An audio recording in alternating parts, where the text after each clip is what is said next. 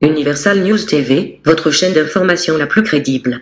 Alain Bilobé, qui participe aux travaux en commission dans le cadre du Grand Dialogue National, pense qu'il est important que les participants se montrent humbles et disciplinés. Il serait aussi important que les débats restent dans le canevas défini par l'élu de la nation, son Excellence Paul Biya. Alain Bilobé souhaite également que ce moment soit une occasion où les djinns se disent des vérités.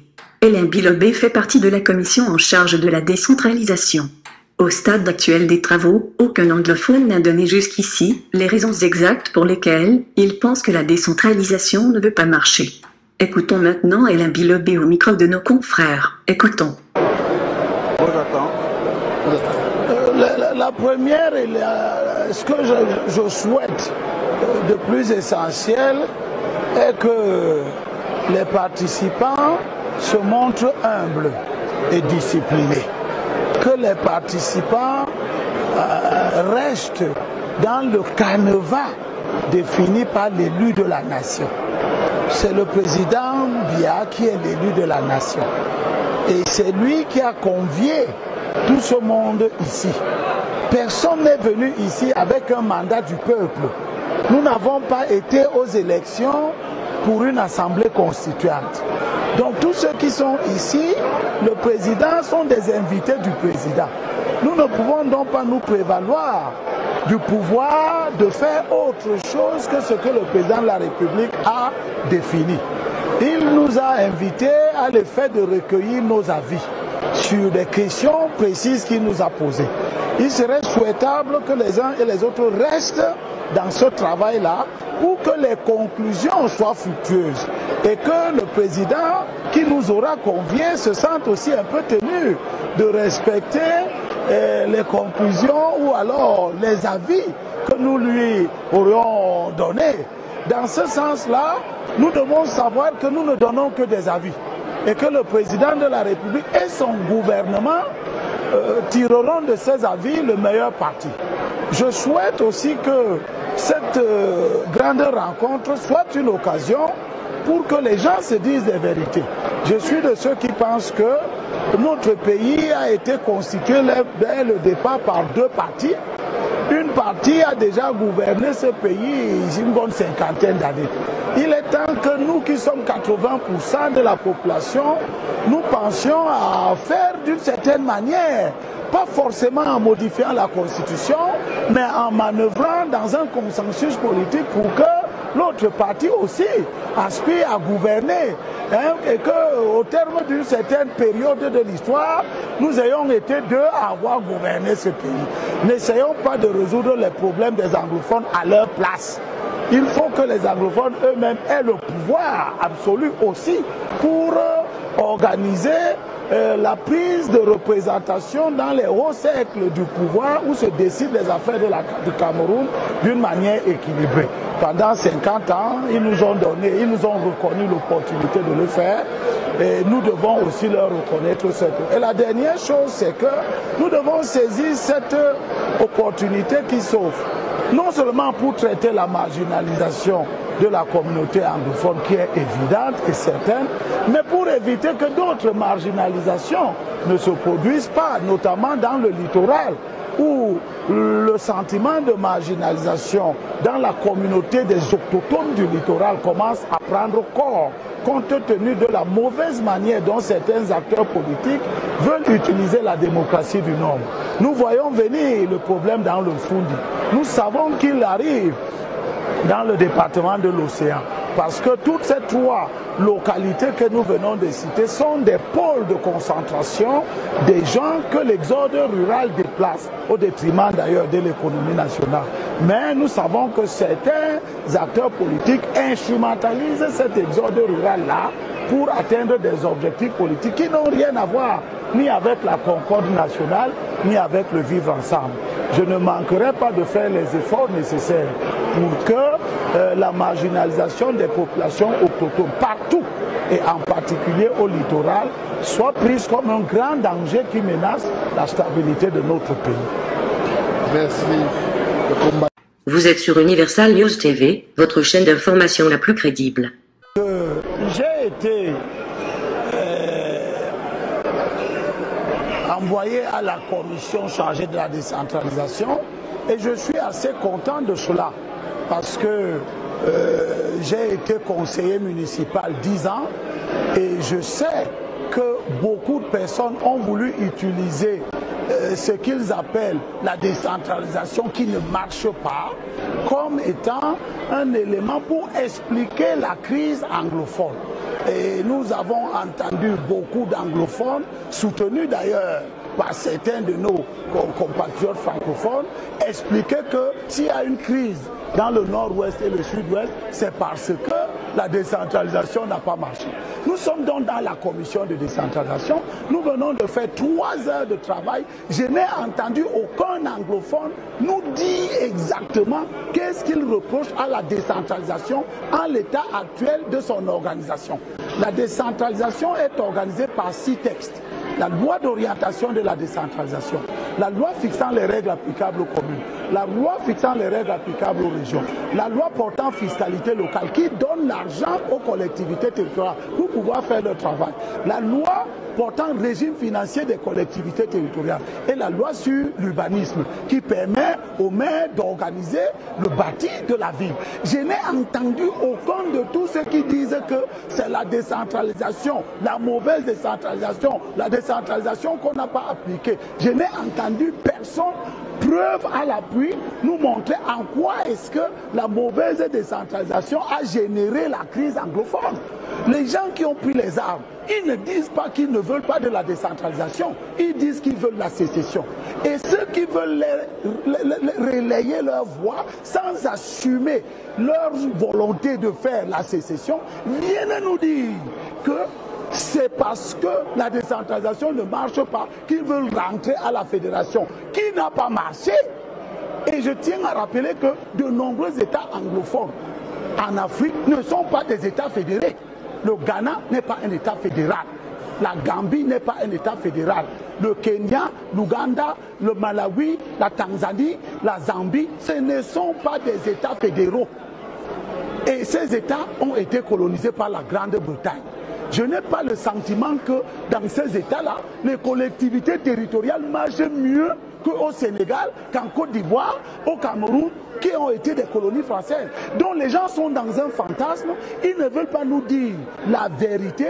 Et si nous faisons ces assises-ci, sans nous dire la vérité, preuve à l'appui, nous allons sortir d'ici et les gens vont garder leur alibi pour continuer le désordre qu'ils sont en train de faire.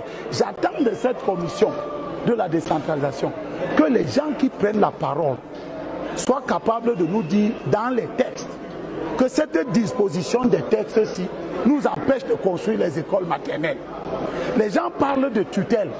Ils expliquent que la tutelle les empêche de faire de la décentralisation. Qu'ils nous disent exactement les actes de la tutelle qui ont empêché au conseil municipal de faire ses délibérations et d'appliquer les délibérations qu'il a librement adoptées. La loi d'orientation de la décentralisation, que ce soit la loi fixant les règles applicables aux communes, répète que les communes ont l'autonomie administrative et financière. Les gens disent que cette autonomie-là, ce n'est pas de ça qu'ils veulent. Qu'ils nous disent quelle autonomie ils veulent. On dit autonomie administrative et financière. Si c'est l'indépendance des communes que vous voulez, dites-nous que nous, on ne veut pas on ne veut pas l'autonomie administrative et financière, on veut l'indépendance des communes. Il faut que les gens aient le courage de nous dire. Parce que la loi a déjà donné l'autonomie administrative, l'autonomie financière. Les maires recrutent eux-mêmes leur personnel. Ils gèrent leur personnel. Ils licencient leur personnel. Tout ça est dit dans la loi d'orientation, dans la loi fixant les règles applicables aux communes. Qu'est-ce qui vous a empêché de construire les gares routières? Qu'est-ce qui vous a empêché de construire les écoles maternelles, les écoles primaires? Qu'est-ce qui vous a empêché de mettre les médicaments dans vos hôpitaux de district? Qu'est-ce qui vous a empêché d'ajouter les lits pour que les malades dorment? Dites-nous exactement dans les textes ce qu'il faut enlever pour que vous deveniez capable de construire les écoles maternelles. Personne ne nous dit ça. Tout le monde bavarde de tout et de rien, y compris les gens qui sont dans la commission, qui sont à 10 000 km de la décentralisation, qui n'ont jamais siégé dans un conseil municipal, qui n'en savent rien du tout. Ils nous parlent des ministres qui détournent l'argent, alors que les maires détournent l'argent. Le problème se trouve dans la sincérité des acteurs. Les gens ne sont pas sincères. Ils ont un problème qu'ils ne veulent pas dire. Ils essayent d'utiliser tous les subterfuges pour nous ramener à la fédération.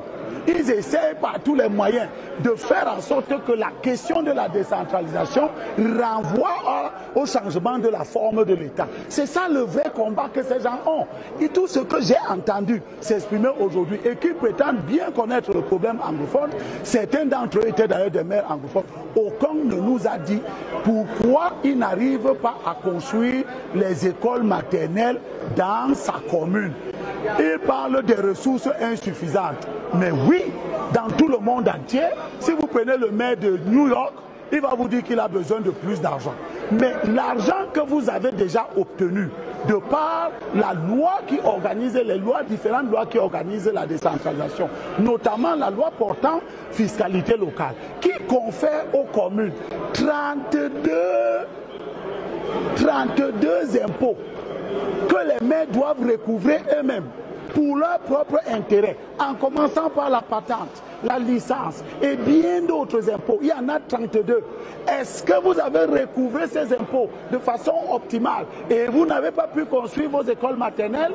La loi prévoit que l'État donne la dotation générale de la décentralisation. Que l'État n'en donne pas suffisamment, c'est une chose. Et là, on peut débattre. C'est le rôle des sénateurs qui doivent pouvoir pousser le gouvernement dans la répartition du budget annuel de donner davantage aux communautés. Mais j'ai l'impression que les maires sont incapables de recouvrer leurs impôts, des ressources directes qui leur sont transférées, et tout le monde regarde Yaoundé. Et comme tout le monde ne reçoit pas l'argent qui suffit de Yaoundé, tout le monde dit que la décentralisation ne marche pas, on va à la fédération. Quand on va aller à la fédération, les maires, ils vont toujours regarder Yaoundé. Ils ne vont pas être capables de récolter leurs impôts. C'est ça le débat. Est-ce que si on va à la fédération, vous serez capable maintenant de récolter votre impôt libératoire? Parce que vous ne récoltez pas votre impôt libératoire de façon optimale. Quand on va aller à la fédération, vous n'allez plus donner les concessions à des entreprises privées frauduleusement pour récolter la taxe d'occupation temporaire de la voie publique et prendre l'argent, la mettre ça dans la poche.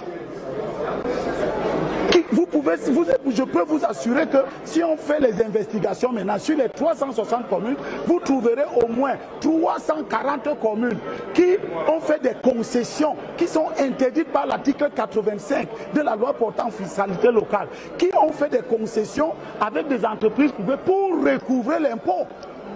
Et parmi ces impôts, le plus concédé, c'est la taxe d'occupation temporaire de la voie publique. Sans oublier la taxe sur les jeux de hasard, sans oublier la taxe d'hygiène et de salubrité, que les maires concèdent aux entreprises privées, se partagent les ressources, et puis tout le monde vient s'asseoir pour dire que Yaoundé ne nous donne pas assez d'argent, Yaoundé ne nous donne pas de l'argent. L'argent que vous-même vous devez récolter dans les 32 impôts qu'on vous a confiés, est-ce que vous avez récolté ça de façon optimale? Et ça habilite une certaine catégorie de personnes au Cameroun à dire, si déjà au niveau des communes, vous n'arrivez pas à produire les résultats escomptés, si on vous donne les régions, avec plus de missions, beaucoup plus grandes, sur des territoires plus larges, c'est là-bas que vous serez efficace. Donc on nous laisse la responsabilité du gouvernement et qu'on s'interroge sur nos aptitudes. Quels sont ceux que les partis politiques ont investi pour être candidats et accéder dans les conseils municipaux? Allez voir les curriculums des gens qui sont dans les conseils municipaux et vous viendrez me dire, cherchons l'opposition au Cameroun à 57 maires. Mettons les CV de ces 57 maires sur la table. On regarde quelle est la qualité de ces hommes-là et leur capacité à bien conduire les processus de développement économique. Voilà. Je souhaite qu'on se regarde en face et que l'opposition qui se plaint le plus de ce que la décentralisation ne marche pas, au niveau où nous sommes rendus, c'est-à-dire les communes, qu'on mette les CV des 57 maires sur la table, qu'on mette les CV des 57 maires sur la table et qu'on regarde à partir de ces CV si nous avons amené au poste de maire les gens qui, du point de vue de la qualification intellectuelle, professionnelle, étaient qualifiés à gérer les questions du développement des millions de personnes. C'est de ça qu'il est question. Les Camerounais attendent beaucoup de ce grand dialogue national convoqué par le président de la République, son Excellence Paul Biya. Les participants se doivent donc de mettre de côté leur ego pour privilégier l'intérêt national. Le Cameroun doit continuer à rester uni, un et indivisible. Ici, Daniel Sophie, pour Universal News Télé. Merci de suivre Universal News TV sur YouTube. Nous vous rassurons que les informations que nous diffusons au quotidien sont suffisamment crédibles. Alors, n'hésitez pas à liker la vidéo si elle vous plaît, et si vous êtes nouveau sur la chaîne. N'oubliez pas de vous abonner et d'activer la cloche de notification pour ne pas rater nos prochaines vidéos.